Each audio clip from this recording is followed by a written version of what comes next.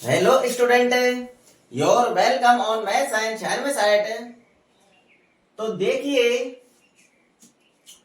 हमें क्लास 10 की एनसीईआरटी की विज्ञान का अध्याय फर्स्ट, जिसका नाम है रासायनिक अभिक्रिया एवं समीकरण, तो इसी चैप्टर को हम पढ़ रहे हैं। तो हमने पिछली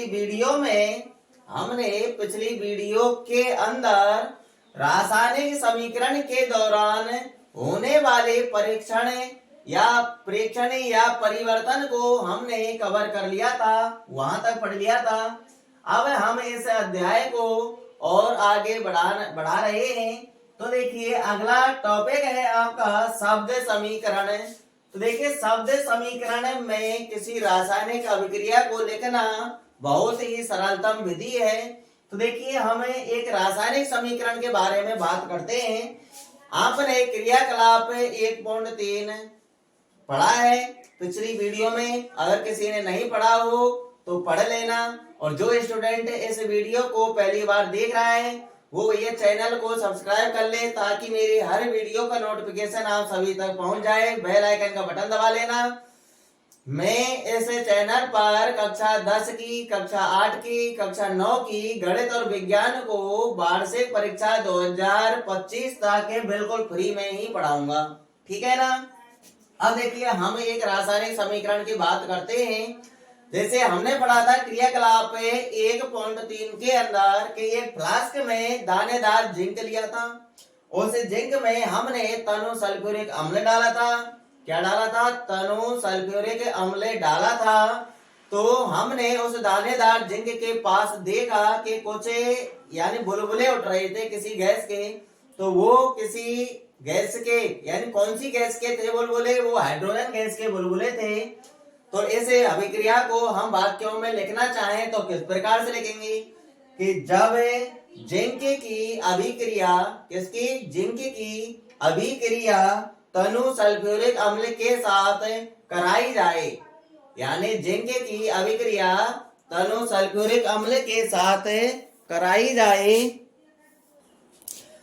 तो जिंक की अभिक्रिया किसके साथ करानी है? तनु सल्फ्यूरिक अम्ल के साथ कराई जाए। तो हमारे लिए जिंक सल्फेट तथा हाइड्रोजन गैस प्राप्त होती है। अगर हम किसी रासायनिक अभिक्रिया को इस प्रकार से लिखेंगे तो यानी एक वाक्य बन जाएगा, और वाक्य में लिखना बहुत ही लंबा हो जाता है। क्या हो जाता है? बहुत ही लंबा हो जाता है। इसलिए हम इन रासायनिक अभिक्रियाओं को शब्द समीकरण के रूप में लिख सकते हैं। वैसे सबसे उपयुक्त विधि है रासायनिक समीकरण के रूप में लिखना, ठीक है ना। तो हम शब्द समीकरण में लिख सकते हैं। तो इसमें शब्द समीकरण के रूप में लिखना बहुत ही सरलतम विधि है। तो देखिए, यही मैंने यहाँ पर लिखा है शब्द समीकरण के बारे में कि किसी रासायनिक अभिक्रिया के विवरण को, किसी रासायनिक अभिक्रिया के विवरण को वाक्यों में लिखना बहुत लंबा हो जाता है। इसे संक्षिप्त रूप में भी लिखा जा सकता है। किस प्रकार से लिखा जा सकता है? संक्षिप्त रूप में लिखा जा सकता है। यानी इस रासायनिक अभिक्रिया को शब्द समीकरण के रूप में लिखना सबसे सरलतम विधि है, ठीक है ना। तो हम इस अभिक्रिया को यहाँ पर शब्द समीकरण के रूप में लिख देते हैं। तो किस प्रकार से लिखना है भैया? जिंक लिखना है। क्या लिखना है? जिंक। जिंक ने किसके साथ अभिक्रिया की? तो देखिए, प्लस का चिन्ह लगाना है। तो जिंक ने तनु सल्फ्यूरिक अम्ल के साथ अभिक्रिया की। तो यहाँ पर लिख देंगे हमें तनु सल्फ्यूरिक अम्ल, सल्फ्यूरिक अम्ल।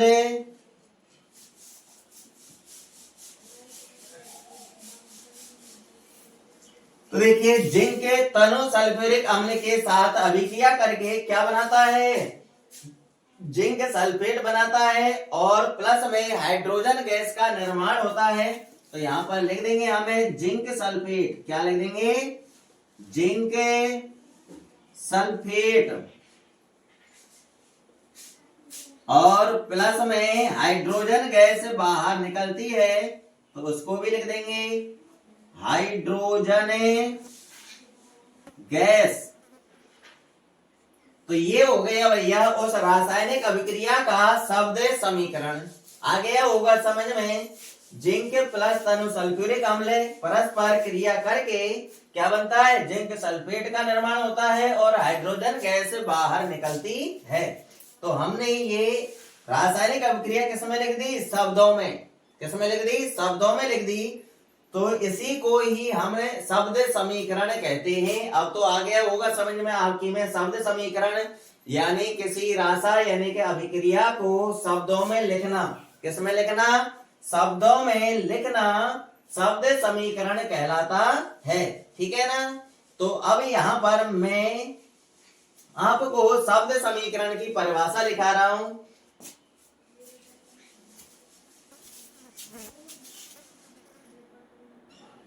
शब्द समीकरण की परिभाषा आपके सामने है।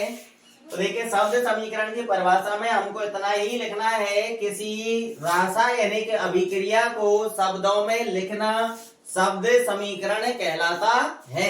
जैसे में हम यही अभिक्रिया लिख लेंगे, जिंक प्लस तनु सल्फ्यूरिक अम्ल परस्पर क्रिया करके क्या बनाते हैं, zinc sulphate plus hydrogen gas बनाते हैं। ठीक है ना।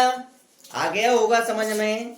किसी रासायनिक अभिक्रिया को शब्दों में लिखना क्या कहलाता है, शब्द समीकरण कहलाता है। और शब्द समीकरण आपके नीचे है। जैसे में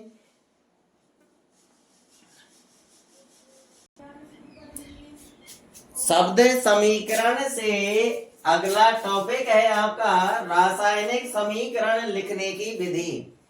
तो देखिए यहाँ पर जब हमने शब्द समीकरण के नीचे एक अभिक्रिया लिखी थी शब्दों में, जिंक प्लस तनु सल्फ्यूरिक अम्ल equal to zinc sulphate plus hydrogen gas. अब उसको हम यहाँ पर रासायनिक समीकरण के रूप में लिख लेते हैं। तो देखिए रासायनिक समीकरण में Zn प्लस H2SO4 H2SO4 ये परस्पर क्रिया करके क्या बनाते हैं, zinc sulphate ZnSO4 plus hydrogen gas बनाते हैं। क्या बनाते हैं, हाइड्रोजन गैस। तो ये इस अभिक्रिया को हमने रासायनिक समीकरण के रूप में लिख लिया है। यहाँ पर मैं आपको रासायनिक समीकरण नहीं बताऊंगा, क्योंकि रासायनिक समीकरण को हमने सबसे पहले ही पढ़ा था। रासायनिक अभिक्रिया के बाद रासायनिक समीकरण ही पढ़ा था। फिर भी मैं यहाँ पर रिपीट कर देता हूँ कि किसी रासायनिक अभिक्रिया को अभिकारकों यानी अभिक्रिया में भाग लेने वाले पदार्थों को अभिकारक कहते हैं, तथा अभिक्रिया हो जाने के बाद जो पदार्थ प्राप्त होते हैं उनको हम उत्पाद कहते हैं। तो देखिए अब मैं रिपीट कर रहा हूं दोबारा, यानी किसी रासायनिक अभिक्रिया को अभिकारकों एवं उत्पादों के प्रतीक एवं सूत्रों के द्वारा प्रदर्शित करना रासायनिक समीकरण कहलाता है। ठीक है ना। तो रासायनिक समीकरण की परिभाषा आप फर्स्ट वीडियो में से याद कर लेना, नोट कर लेना। अब यहाँ पर हम लिखने वाले हैं रासायनिक समीकरण लिखने की विधि। अब इस समीकरण से तो आप परिचित हैं ही। अब देखिए यहाँ पर ये तो है अभिकारक।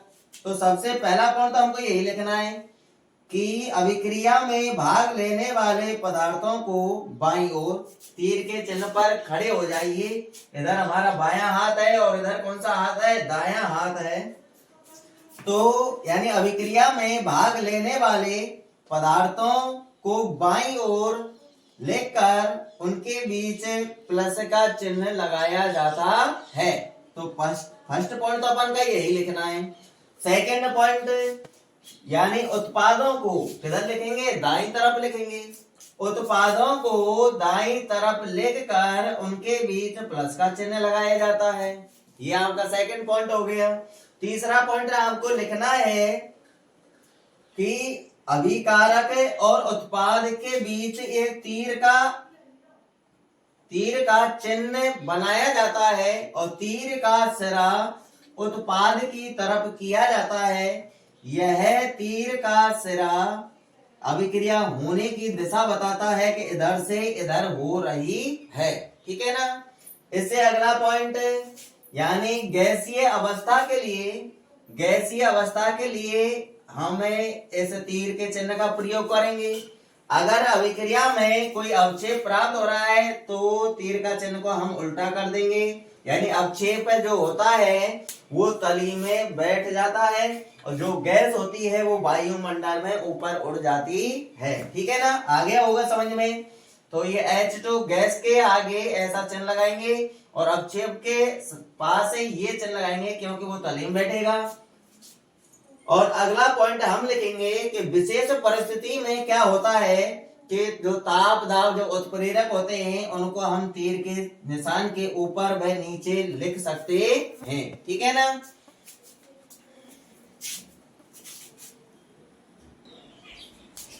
तो देखिए रासायनिक समीकरण लिखने की विधि के सभी पॉइंट मैंने यहाँ पर लिख दिए हैं। तो देखिए ये आपके पॉइंट है आपके सामने। फर्स्ट पॉइंट क्या कहता है, अभिकारकों के संकेतों व सूत्रों को बाईं तरफ लिखकर उनके बीच प्लस का चिन्ह लगाते हैं। अभी मैंने एक अभिक्रिया लिख करके बताई आपको, Zn प्लस H2SO4। तो वो क्या थे, अभिकारक थे जिनको हमने बाईं तरफ लिख रखा था। सेकंड पॉइंट देखिए, उत्पादों के संकेतों व सूत्रों को दाईं तरफ लिखकर उनके बीच प्लस चिन्ह लगाते हैं। तो उस अभिक्रिया में हमने उत्पादों को दाईं तरफ ही लिखा था। क्या क्या प्राप्त हो रहा था, ZnSO4 यानी zinc sulphate plus H2 hydrogen gas प्राप्त हो रही थी, तो उनको हमने दाईं तरफ लिखा था। तीसरा पॉइंट देखिए, अभिकारकों व उत्पादों के बीच एक तीर का चिन्ह, ऐसा एक तीर का चिन्ह लगाते हैं। तीर का सरा उत्पादों की तरफ होता है। तीर का सरा किधर करते हैं, उत्पादों की तरफ करते हैं, दाईं तरफ करते हैं। तो ये तीर का सरा जो होता है यह अभिक्रिया होने की दिशा को दर्शाता है कि अभिकारकों से अभिक्रिया उत्पादों की तरफ हो रही है। ठीक है ना।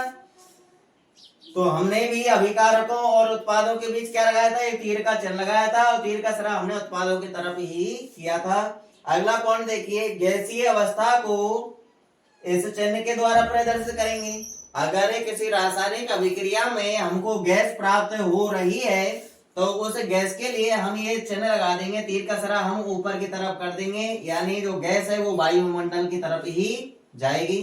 तथा किसी रासायनिक अभिक्रिया में हमको अवक्षेप प्राप्त हो रहा है तो अवक्षेप को हम ऐसे उल्टे तीर के चिन्ह के द्वारा प्रदर्शित करेंगे, दर्शा देंगे। ठीक है ना। अब हमारा अगला टॉपिक है कंकाली रासायनिक समीकरण किसे कहते हैं। तो भैया कंकाली रासायनिक समीकरण देखिए, हाँ इसमें एक पॉइंट और रह गया है, यानी किसी विशेष परिस्थिति में हम ताप दाब उत्प्रेरक को तीर के चिन्ह के ऊपर या नीचे दर्शाते हैं। तो देखिए वो भी पॉइंट लिख लीजिए। तो देखिए पांचवा पॉइंट है आपके सामने, किसी विशेष परिस्थिति में ताप दाब उत्प्रेरक को तीर के चिन्ह के ऊपर व नीचे लिखते हैं। जैसे आप इस अभिक्रिया में देख सकते हैं कि कार्बन मोनोऑक्साइड एक गैस है आपकी, ये हाइड्रोजन भी एक गैस है। तो ये तो अभिक्रिया में भाग ले रहे हैं, ये तो है अभिकारक। तो इन अभिकारकों के बीच में प्लस का चिन्ह लगा दिया है और बाईं तरफ लिख लिया है। इधर हमको एक ही उत्पाद प्राप्त हो रहा है तो उत्पाद को हमने दाईं तरफ लिख लिया है। अगर हमको और भी उत्पाद प्राप्त होते तो उनके बीच में हमें प्लस का चिन्ह लगा के लिख देते। ठीक है ना। अब देखिए अभिकारक और उत्पादों के बीच में ही एक तीर का चिन्ह लगाया जा रहा है। जो तीर का जो सिरा है वो उत्पाद की तरफ ही है ना, उत्पाद की तरफ ही है। और ये तीर का सिरा हमको क्या बताता है, अभिक्रिया होने की दिशा को बताता है कि ये दोनों अभिक्रिया कर रहे हैं। अभिक्रिया करने के बाद हमको ये CH3OH यानी मेथेनॉल प्राप्त हो रहा है। ठीक है ना। अब इनकी देखिए अवस्था भी लिख दी है यहाँ पर। अब देखिए कार्बन मोनोऑक्साइड गैस है तो गैस लिख दिया, हाइड्रोजन गैस है तो गैस लिख दिया, CH3OH ये हमको लिक्विड अवस्था में प्राप्त होगा, द्रव अवस्था में इसके लिए हमने L लिख लिया, लिक्विड। अगर मान लीजिए इस अभिक्रिया में कोई अभिक्रिया होने के बाद कोई हमको गैस प्राप्त होती तो उस गैस के लिए हम कौन सा चिन्ह लगाते, ये तीर का चिन्ह लगाते, जो तीर का सरा ऊपर की तरफ करते। अगर हमको किसी अभिक्रिया में अवक्षेप प्राप्त होता है तो अवक्षेप के लिए हम तीर का सरा हम नीचे की तरफ कर देते हैं, ठीक है ना। और देखिए यहाँ पर ये 340 एटीएम, इसका मतलब क्या है? एटीएम का मतलब होता है एटमॉस्फेयर, और एटमॉस्फेयर को हम हिंदी में वायुमंडलीय दाब कहते हैं। कार्बन मोनोऑक्साइड और हाइड्रोजन की अभिक्रिया 340 वायुमंडलीय दाब पर कराई जाती है तो मेथेनॉल प्राप्त होता है। तो आगे होगा समझ में, ये क्या है? ये वायुमंडलीय दाब है। तो ताप दाब और उत्प्रेरक होंगे, उनको हमें तीर के सिरे, तीर का जो चिन्ह होगा उसके ऊपर या फिर नीचे भी हम लिख सकते हैं, ठीक है ना। तो ये पॉइंट भी नोट कर लेना। अब हमें अगले पॉइंट की तरफ बढ़ते हैं। तो आपके इस अध्याय का अगला पॉइंट है कंकाली रासायनिक समीकरण। कंकाली रासायनिक समीकरण आपके सामने देखिए, बहुत ही सरल है, यानी हमने रासायनिक अभिक्रिया पढ़ी है। तो देखिए रासायनिक अभिक्रिया होती है तो उसमें रासायनिक अभिक्रिया में जो अभिकारक क्रिया करके एक नए उत्पाद बनाते हैं, अगर हम उस रासायनिक समीकरण को संतुलित नहीं करें तो उस रासायनिक समीकरण को हम कंकाली रासायनिक समीकरण बोलेंगे। तो यही इसकी परिभाषा है। देखिए असंतुलित रासायनिक समीकरण को कंकाली रासायनिक समीकरण कहते हैं। जैसे में देखिए हम फर्स्ट क्रियाकलाप लिख देते हैं यहाँ पर। तो फर्स्ट क्रियाकलाप आपको याद होगा कि मैग्नीशियम रिबन को जब जलाया जाता है तो वहां पर उपस्थित ऑक्सीजन से वो क्रिया करके मैग्नीशियम ऑक्साइड बनाता है। तो उसी को मैं यहाँ पर लिख रहा हूं। देखिए Mg यानी मैग्नीशियम का रासायनिक प्रतीक, रासायनिक सूत्र Mg होता है। अब देखिए प्लस ऑक्सीजन, ऑक्सीजन का रासायनिक सूत्र O2 होता है। तो ये दोनों अभिक्रिया करके क्या बना रहे हैं? मैग्नीशियम ऑक्साइड बनाते हैं, तो MgO। हमने ऐसे के ये लिख दिया हमने, ये से मैग्नीशियम और ऑक्सीजन की अभिक्रिया करके मैग्नीशियम ऑक्साइड जो बना है इसको हमने ऐसे के ऐसे लिख दिया। अब इसको संतुलित नहीं करना है हमको। तो देखिए यहाँ पर ऑक्सीजन कितने हैं? 2 परमाणु हैं, ऑक्सीजन का 1 परमाणु है इधर। तो देखिए हम आगे पढ़ने वाले हैं अगले टॉपिक में कि जो द्रव्यमान संरक्षण का नियम होता है, यानी रासायनिक समीकरण को संतुलित करने का जो महत्व होता है उसको पढ़ने वाले हैं। तो यहाँ पर एक बार मैं बता देता हूँ आपको कि द्रव्यमान संरक्षण का नियम ये कहता है कि किसी रासायनिक अभिक्रिया में भाग लेने वाले पदार्थ यानी अभिकारकों के परमाणुओं की संख्या तथा उत्पादों के परमाणुओं की संख्या समान होनी चाहिए। यही द्रव्यमान संरक्षण का नियम है। या फिर हम दूसरी भाषा में ये कह सकते हैं कि किसी पदार्थ के द्रव्यमान को न तो बनाया जा सकता है और न ही नष्ट किया जा सकता है। इसलिए अभिकारकों का द्रव्यमान और उत्पादों का द्रव्यमान सेम होना चाहिए। अब यहाँ पर इस रासायनिक समीकरण को हम संतुलित नहीं कर रहे हैं। इधर ऑक्सीजन परमाणु 2 है, इधर 1 है, हम जो कहते हैं छोड़ देंगे।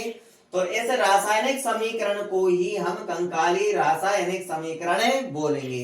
आगे होगा समझ में, अगर किसी रासायनिक समीकरण को संतुलित न किया जाए, असंतुलित ही रहने दिया जाए, तो इस असंतुलित रासायनिक समीकरण को कंकाली रासायनिक समीकरण कहते हैं। अब हम बढ़ते हैं नेक्स्ट टॉपिक की तरफ, जो यानी रासायनिक समीकरण को संतुलित करने का महत्व है, तो वो पढ़ेंगे हम, ठीक है ना। संतुलित रासायनिक समीकरण का महत्व देखिए, द्रव्यमान संरक्षण के नियम के अनुसार किसी भी रासायनिक अभिक्रिया में द्रव्यमान का न तो निर्माण होता है और न ही विनाश होता है। तो यही आपका द्रव्यमान संरक्षण का नियम है। अगर बोर्ड के एग्जाम में अलग से पूछे कि द्रव्यमान संरक्षण का नियम लिखिए, तो यह द्रव्यमान संरक्षण का नियम हमको यही लिखना है कि द्रव्यमान संरक्षण के नियम के अनुसार किसी रासायनिक अभिक्रिया में द्रव्यमान का न तो निर्माण होता है और न ही विनाश होता है, ठीक है ना। अगर हम इसको दूसरे शब्दों में पढ़ना चाहें तो देखिए इस प्रकार से लिख सकते हैं किसी भी रासायनिक अभिक्रिया के अभिकारकों का कुल द्रव्यमान, जो अभिक्रिया में भाग लेते हैं उन पदार्थों को अभिकारक कहते हैं, तो उनका कुल द्रव्यमान तथा अभिक्रिया होने के बाद जो पदार्थ प्राप्त होते हैं उनको हम उत्पाद कहते हैं। तो उत्पादों का कुल द्रव्यमान बराबर होना चाहिए, ठीक है ना। दूसरे शब्दों में हम इस प्रकार से भी कह सकते हैं कि रासायनिक अभिक्रिया के पहले एवं उसके पश्चात प्रत्येक तत्व के परमाणुओं की संख्या समान रहती है। यानी अभिकारकों में जो जो तत्व काम आ रहे हैं तो उनके परमाणुओं की संख्या तथा उत्पादों में उपस्थित प्रत्येक परमाणुओं की संख्या समान होनी चाहिए। इसलिए प्रत्येक रासायनिक समीकरण को संतुलित करना आवश्यक है। इसीलिए हम रासायनिक समीकरण को भैया संतुलित करते हैं। क्या करते हैं? संतुलित करते हैं। अब यहाँ पर एक समीकरण लिख लेता हूं, मैं आपको बता देता हूं और आप पढ़ भी चुके हैं तो नोट कर लेना भैया। संतुलित रासायनिक समीकरण का महत्व स्क्रीनशॉट ले लिया करो, बाद में नोट कर लिया करो। तो देखिए आपके सामने एक रासायनिक समीकरण लिखा हुआ है। तो इस रासायनिक समीकरण के बारे में बात करते हैं। जिंक ने तनु सल्फ्यूरिक अम्ल से अभिक्रिया की और अभिक्रिया करने के बाद जिंक सल्फेट बनाया और हाइड्रोजन गैस भी बनाई, ठीक है ना। तो हाइड्रोजन गैस तो बाहर निकली जाएगी। अब देखिए यहाँ पर अभिकारकों में या अभिक्रिया होने से पहले तो देखिए Zn की परमाणु संख्या कितनी है? Zn का एक ही परमाणु है। उत्पादों की तरफ देखिए Zn के कितने परमाणु? एक। तो इधर भी एक और इधर भी एक, ऐसा ही होना चाहिए। हाइड्रोजन के परमाणु देखिए, हाइड्रोजन के परमाणु इधर दो हैं अभिकारकों की तरफ। अब उत्पादों की तरफ देखिए हाइड्रोजन के परमाणु कितने हैं? दो। तो इधर भी दो इधर भी दो, सही बात है, संतुलित है। अब सल्फर देखिए, सल्फर का एक परमाणु है इधर, इधर भी एक है, सही बात है, सही है। आगे देखिए ऑक्सीजन के कितने परमाणु हैं? 4 हैं। इधर ऑक्सीजन के कितने परमाणु हैं? 4 हैं। तो अभिकारकों में उपस्थित प्रत्येक परमाणुओं की संख्या और उत्पादों में उपस्थित प्रत्येक परमाणु की संख्या समान है, आप देख सकते हैं। तो ये समीकरण अपन का संतुलित रासायनिक समीकरण है। अब हम एक दूसरे रासायनिक समीकरण की बात करते हैं। जैसे क्रियाकलाप हमने पहला पढ़ा था, मैग्नीशियम की अभिक्रिया ऑक्सीजन के साथ कराने पर मैग्नीशियम ऑक्साइड प्राप्त हुआ था। इसको देखिए, अभिकारकों में मैग्नीशियम के कितने परमाणु है भैया? एक है। उत्पादों की तरफ देखिए, उत्पादों की तरफ भी एक है। तो मैग्नीशियम तो संतुलित है। ऑक्सीजन देखिए, ऑक्सीजन के परमाणु अभिकारकों की तरफ 2 हैं, उत्पादों की तरफ 1 है। तो ऑक्सीजन का जो परमाणु है वो यानी समान नहीं है अभिकारकों की तरफ और उत्पादों की तरफ, हमको बराबर करने हैं। तो देखिए यहाँ पर ऑक्सीजन के परमाणु 2 है, तो इधर भी हमको 2 करना है। जब भी हम रासायनिक समीकरण को संतुलित करते हैं तो ये ध्यान रहे कि यहाँ पर हमें इस प्रकार से नहीं करते हैं। जब भी हमें किसी संख्या का गुणा करना होगा तो हमको आगे ही करना होगा, ठीक है ना। तो देखिए अभिकारकों की तरफ ऑक्सीजन के 2 परमाणु थे, इधर 1 था, तो 1 को 2 करना है। तो 2 तब होंगे जब 2 का गुणा आगे हो जाएगा MgO के। चलो हमने ऑक्सीजन के परमाणुओं की संख्या बराबर कर ली अभिकारकों में और उत्पादों में, परंतु मैग्नीशियम के परमाणुओं की संख्या डगमगा गई है कि उत्पादों की तरफ तो मैग्नीशियम के परमाणु 2 हो चुके हैं, परंतु अभिकारकों की तरफ मैग्नीशियम के परमाणु केवल 1 है। तो इधर भी 2 करना है। तो 2 कैसे होगा? या मैग्नीशियम के आगे अपन को 2 का गुणा इस प्रकार से कर देना है। अब हमारी ये रासायनिक अभिक्रिया संतुलित है। तो यह द्रव्यमान संरक्षण का नियम यही कहता है कि अभिक्रिया से पहले और अभिक्रिया होने के बाद प्रत्येक परमाणु की संख्या समान होनी चाहिए। इसलिए रासायनिक समीकरण को संतुलित करना अति आवश्यक है, ठीक है ना। तो यही हमारा संतुलित रासायनिक समीकरण का महत्व है। अब हमें रासायनिक समीकरणों को संतुलित करना सीखेंगे। रासायनिक समीकरण को संतुलित करना, देखिए किसी रासायनिक समीकरण को संतुलित करते हैं ना तो उस विधि को हम हिट एंड ट्रायल विधि कहते हैं। तो किसी रासायनिक समीकरण को हिट एंड ट्रायल विधि से संतुलित करते हैं। अब देखिए यहाँ पर हमें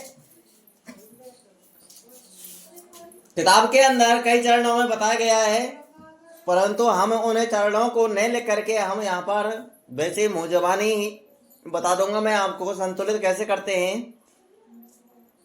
तो देखते रहिए मेरे साथ। अगर कोई विद्यार्थी इस वीडियो को पहली बार देख रहा है, अभी तक उसने चैनल को सब्सक्राइब नहीं किया है, तो भैया चैनल को सब्सक्राइब कर लीजिए तथा बेल आइकन का बटन दबा लीजिए ताकि मेरी हर वीडियो का नोटिफिकेशन आप सभी तक पहुंच जाए। तो देखिए हमने अभी पहला क्रियाकलाप को संतुलित किया था, तो उसको मैं यहां पर फिर से लिख रहा हूं। देखिए मैग्नीशियम ने अभिक्रिया की किसके साथ? ऑक्सीजन के साथ। तो हम लिखेंगे magnesium plus O2 Mg plus O2 equal to क्या बना भैया? MgO बना। क्या बना? MgO बना। तो देखिए संतुलित कैसे करना है चरण को ध्यान से सुनना। सबसे पहले हमें अभिकारकों में या उत्पादों में उस तत्व को चुनेंगे जिसकी परमाणु संख्या सबसे अधिक है, ठीक है ना। तो देखिए इधर मैग्नीशियम की एक परमाणु, इधर भी एक, इसको नहीं चुनेंगे। इधर दो है, इधर ऑक्सीजन के इधर दो है, इधर एक है, तो हम ऑक्सीजन को चुनेंगे। तो सबसे पहले हमको ऑक्सीजन परमाणु की संख्या बराबर करनी है अभिकारकों की तरफ और उत्पादों की तरफ। तो देखिए ऑक्सीजन के कितने परमाणु है अभिकारकों की तरफ? 2 हैं, तो इधर भी हमको 2 ही करने हैं। तो 2 हमें आगे गुणा करके करेंगे। ऑक्सीजन के परमाणु संख्या बराबर कर दी। अब मैग्नीशियम के परमाणुओं की संख्या बराबर कर लीजिए। इधर उत्पादों की तरफ मैग्नीशियम के परमाणु संख्या 2 हो चुकी है, तो इधर भी अभिकारकों की तरफ हमको 2 ही करनी है। तो 2 का गुणा कर दीजिए और इस प्रकार से आपका समीकरण संतुलित हो चुका है, ठीक है ना। अब हमें दूसरे क्रियाकलाप के रासायनिक समीकरण को लिख रहे हैं यहाँ पर। अब उसको संतुलित करेंगे। याद नहीं है तो मैं याद दिला देता हूं कि हमने किसके साथ अभिक्रिया कराई थी? लेड नाइट्रेट की अभिक्रिया पोटेशियम आयोडाइड के साथ कराई थी। तो देखिए लेड नाइट्रेट का रासायनिक सूत्र है, याद होगा आपको, कर लेना। PbNO3 का होल ट्वाइस, ये लेड नाइट्रेट का रासायनिक सूत्र है। इसकी अभिक्रिया हमने पोटेशियम आयोडाइड के साथ कराई थी। तो पोटेशियम आयोडाइड का रासायनिक सूत्र है Ki। तो इन दोनों ने परस्पर अभिक्रिया करके क्या बनाया था? इधर पोटेशियम नाइट्रेट तथा लेड आयोडाइड बनाया था।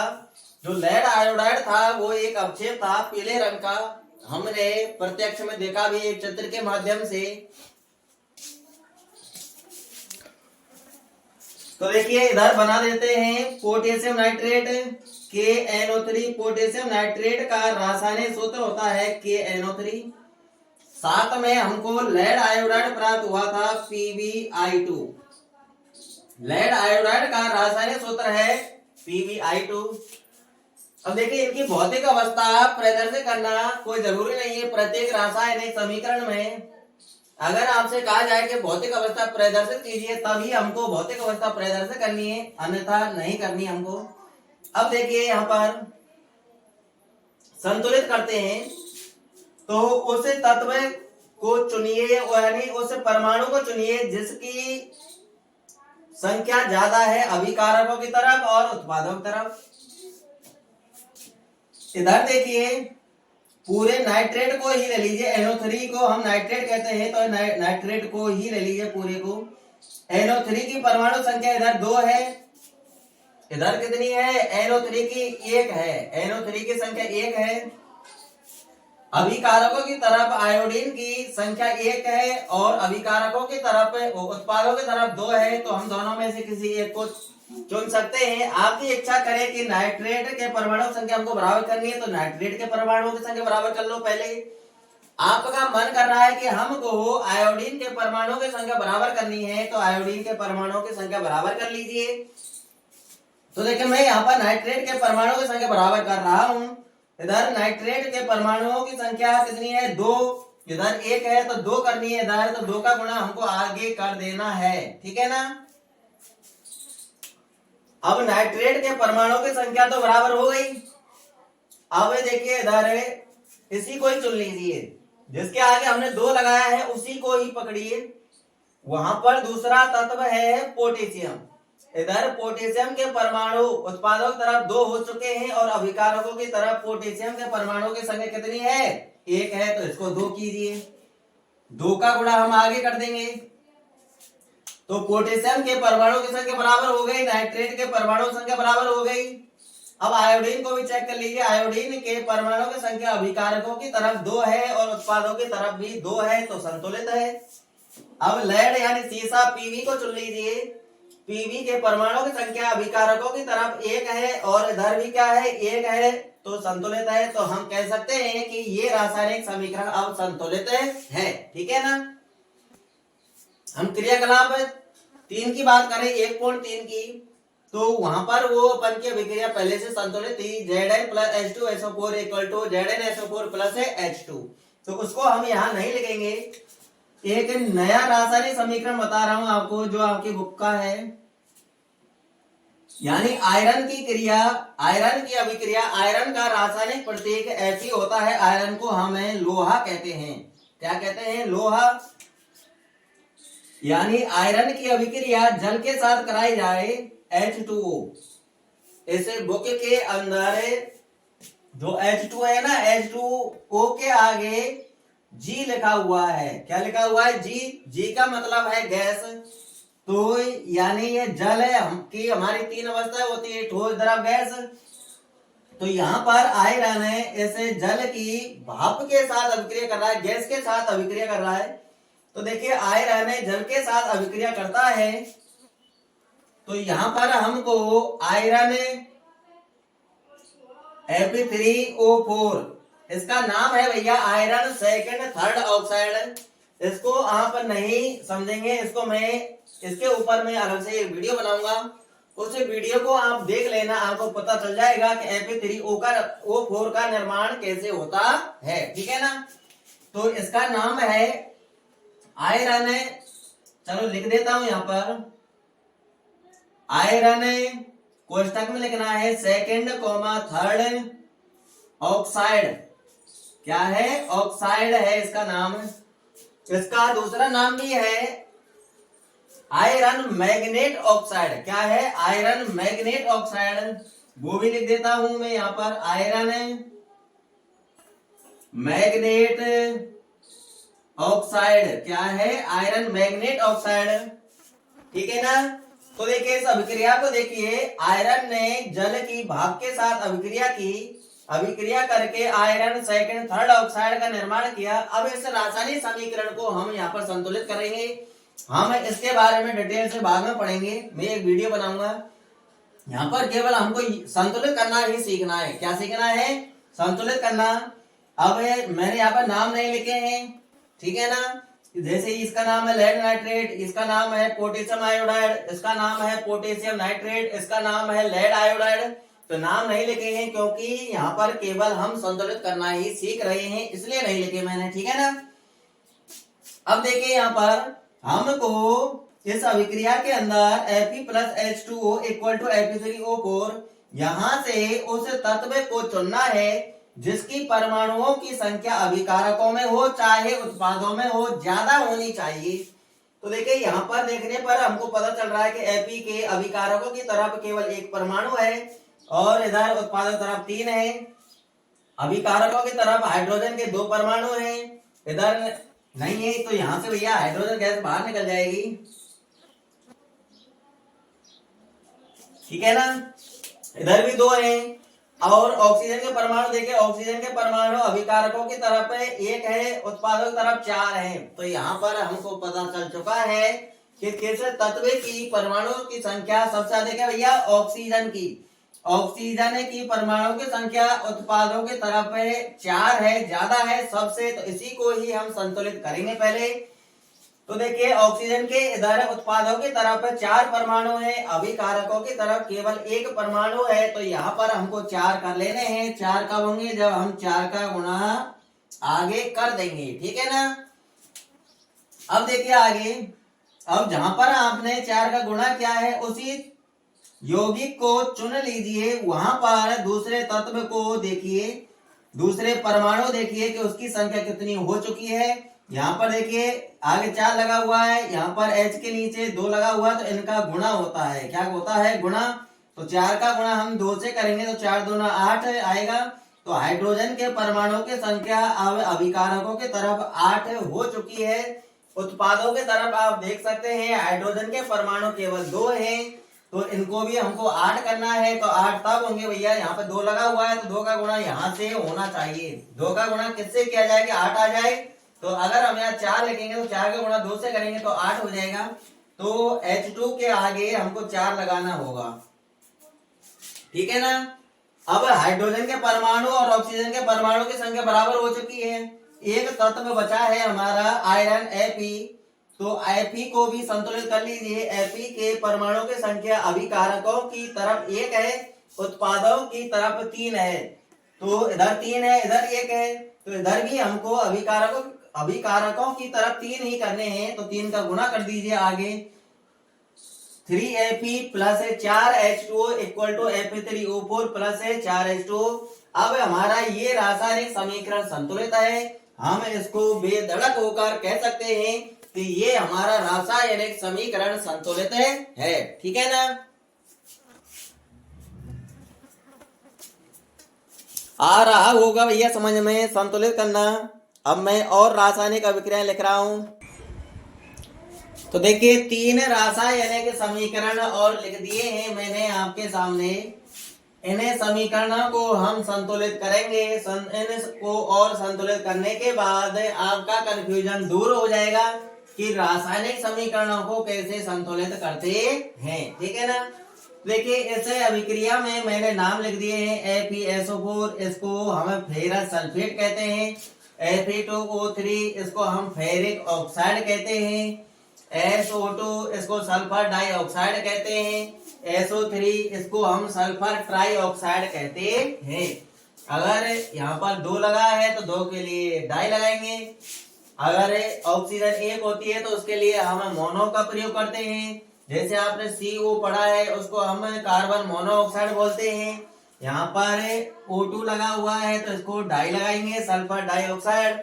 यहाँ पर 3 लगाएंगे, 3 लग रहा है, यहाँ पर ऑक्सीजन के 3 परमाणु हैं तो इसको हम ट्राई बोलेंगे।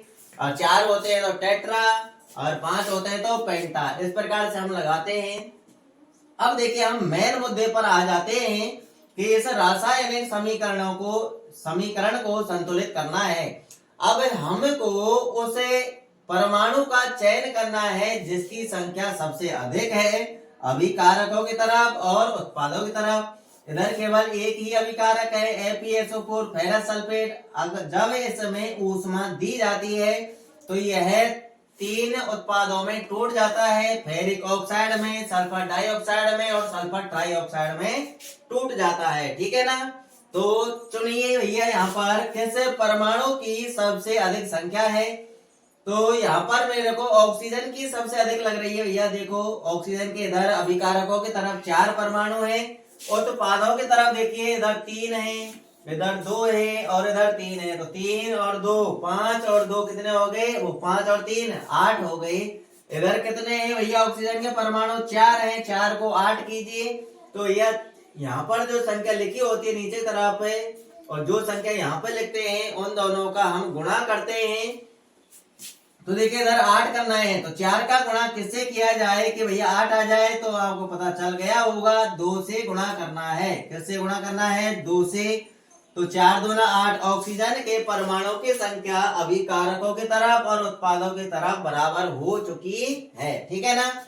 अब इसके पास में और कोई जो परमाणु लगा हुआ है उसको भी चेक कर लीजिए। Fe के कितने परमाणु हो गए, अभिकारकों की तरफ 2 हो गए, उत्पादों की तरफ देखिए इधर भी 2 है, तो संतुलित है, कोई बात नहीं। अगला तत्व चुनिए। तो यहाँ पर सल्फर को देखिए, सल्फर के कितने परमाणु भैया 2 और उत्पादों की तरफ कितने हैं, भी 2 हैं। तो देखिए एक ये रहा, एक ये रहा। तो हम कह सकते हैं कि भैया ये रासायनिक अभिक्रिया अब हमारी संतुलित है, ठीक है ना। अब अगली नीचे वाली रासायनिक अभिक्रिया देखिए, यहाँ पर H2 और O2 हाइड्रोजन और ऑक्सीजन परस्पर अभिक्रिया करके H2O जल का निर्माण कर रहे हैं। तो यह चुन लीजिए उस तत्व को जिसकी परमाणु की संख्या यानी ज्यादा है। तो देखिए इधर हाइड्रोजन की परमाणु संख्या 2, इधर भी 2, हाइड्रोजन तो संतुलित है तो दूसरा तत्व चुन लीजिए। ऑक्सीजन को चुनेंगे, ऑक्सीजन के कितने परमाणु है, इधर 2, इधर 1 है तो 1 को 2 कीजिए। तो 2 कब होगा भैया, जब हम आगे 2 का गुणा कर देंगे। तो ऑक्सीजन के परमाणुओं की संख्या बराबर कर ली हमने, परंतु हाइड्रोजन के परमाणुओं की संख्या डगमगा चुकी है। हाइड्रोजन के परमाणुओं की संख्या 4 हो चुकी है, उत्पादों की तरफ 2 दूना 4, अभिकारकों की तरफ 2 ही है तो 2 को भी 4 कर लीजिए। तो 2 का गुणा किससे किया जाए कि 4 आ जाए भैया, 2 से करना पड़ेगा। तो H2 के आगे 2 लगा देंगे, हम 2 का गुणा कर देंगे। अब हमारी ये रासायनिक अभिक्रिया संतुलित है। और देखिए नीचे वाली रासायनिक अभिक्रिया को देखिए, BaCl2 बेरियम क्लोराइड Al2SO4 का होल तराइस है, एल्यूमिनियम सल्फेट है। ये एल्यूमिनियम सल्फेट का रासायनिक सूत्र याद हो जाना चाहिए आपको, Al2SO4 का होल तराइस होता है। ये दोनों परस्पर क्रिया करके AlCl3 एल्यूमिनियम क्लोराइड बना रहे हैं और BaSO4 बेरियम सल्फेट बना रहे हैं। इधर मैंने तीर का चिन्ह लगा दिया है नीचे की तरफ, क्योंकि ये अवक्षेप है। बेरियम सल्फेट एक श्वेत रंग का एक अवक्षेप है। जब ये अभिक्रिया करते हैं तो बेरियम सल्फेट तली में बैठ जाता है। अब हमें इस रासायनिक अभिक्रिया को या रासायनिक समीकरण को संतुलित करते हैं। तो देखिए बेरियम के इधर 1 परमाणु है, इधर भी 1 है, छोड़ो। क्लोरीन के कितने परमाणु है, 2 है, इधर 3 है। इसको इससे आगे और चेक कीजिए, हमको उस तत्व को यानी उस परमाणु को चुनना है जिसकी परमाणुओं की संख्या सबसे अधिक होगी। इधर एल्यूमिनियम के 2 परमाणु है, इधर 1 है। आगे और चेक कीजिए, सल्फेट के देखिए SO4 के 3 परमाणु है, इधर कितने हैं, केवल 1 है। तो भैया यहाँ पर आपको पता चल गया होगा कि सल्फेट की परमाणु की संख्या इधर 3 है और इधर कितनी है, 1 है। तो इसी को ही पहले बराबर कर लीजिए। यहाँ पर क्लोरीन 2 है, यहाँ पर 3 है, तो 3 और 2 को हम संतुलित नहीं कर पाएंगे। पहले हम सल्फेट को चुनेंगे। तो देखिए BaSO4, यहाँ पर सल्फेट के कितने परमाणु है, 3, इधर 1 है, तो 1 को 3 करिए। तो 3 कब होगा, जब हम 3 का गुणा आगे कर देंगे। तो BaSO4 यानी सल्फेट के उत्पादों की तरफ परमाणु कितने हो चुके हैं, 3 हो चुके हैं। उत्पादों की तरफ भी आपके कितने हैं, 3। अब सल्फेट क्या है, तो यहाँ पर 3 का गुणा क्या है, तो जहां पर 3 का गुणा क्या है वहां पर दूसरा परमाणु चुनिए, उसके संख्या कितनी हो चुकी है, 3 हो चुकी है बेरियम की। इधर भी बेरियम के 3 परमाणु कर दीजिए भैया। यहाँ पर बेरियम के 1 ही परमाणु है, इसलिए हमको 3 का गुणा करना पड़ेगा आगे। अब देखिए क्लोरीन, यहाँ पर 3 गुणा कर दिया। अब इसके पास में कौन है दूसरा परमाणु, उसको चुनिए, क्लोरीन है। क्लोरीन के कितने परमाणु हैं, 3 दूनी 6 परमाणु है। इधर आपके कितने हैं, 3 है। तो यह 3 के साथ किसका गुणा किया जाए कि 6 जाए, 2 से गुणा करना पड़ेगा। तो 2 का गुणा यहाँ कर दिया। अब जहां पर आपने 2 का गुणा किया है वहां पर चेक कीजिए दूसरा परमाणु, उसकी संख्या कितनी हो चुकी है, 2 है। इधर देखिए अभिकारकों की तरफ भी 2 है, इसलिए हमारा ये समीकरण अब संतुलित हो चुका है भैया। अब हम बेधड़क होकर के कह सकते हैं कि ये रासायनिक समीकरण अब संतुलित है। तो मुझे उम्मीद है कि अब इस वीडियो को देखने के बाद आपके दिमाग में कोई कंफ्यूजन नहीं रहा होगा। अब आप रासायनिक समीकरण को संतुलित करना सीख गए होंगे। तो ये इसी प्रकार से हम रासायनिक समीकरणों को संतुलित करते हैं, और जिस तरीके से हम संतुलित करते हैं इस विधि को हम हिट एंड ट्रायल विधि कहते हैं। अब हमें नेक्स्ट वीडियो में मिलेंगे भैया, जब तक के लिए ऑल द बेस्ट। अगर आपको वीडियो अच्छी लगी हो तो भैया लाइक कर दीजिए, शेयर भी कर दीजिए, ठीक है ना। अपने साथियों को भी अवगत करा देना इस चैनल के बारे में। इस चैनल पर मैं गणित और विज्ञान को बोर्ड के एग्जाम में 2025 तक फ्री में ही पढ़ाऊंगा। तो भैया जुड़ जाइए मेरे साथ अगर आपको अच्छे मार्क्स लाने हैं। अगर आप मेरे साथ रेगुलरिटी के तहत पढ़ते रहेंगे तो आपके गणित और विज्ञान में 100 में से 100 नंबर लाने से आपको कोई भी नहीं रोक सकता, ये मेरी आपकी गारंटी है, ठीक है ना। परंतु आपको डेली बरकरार मेरे साथ मेहनत करनी होगी। मिलते हैं नेक्स्ट वीडियो में, जब तक के लिए ऑल द बेस्ट। अब हमें आगे के वीडियो के अंदर हम रासायनिक अभिक्रियाओं के बारे में पढ़ेंगे। 10 प्रकार की रासायनिक अभिक्रियाएं हैं, तो ये नेक्स्ट वीडियो में ही बातचीत करेंगे इनके बारे में। जब तक के लिए ऑल द बेस्ट।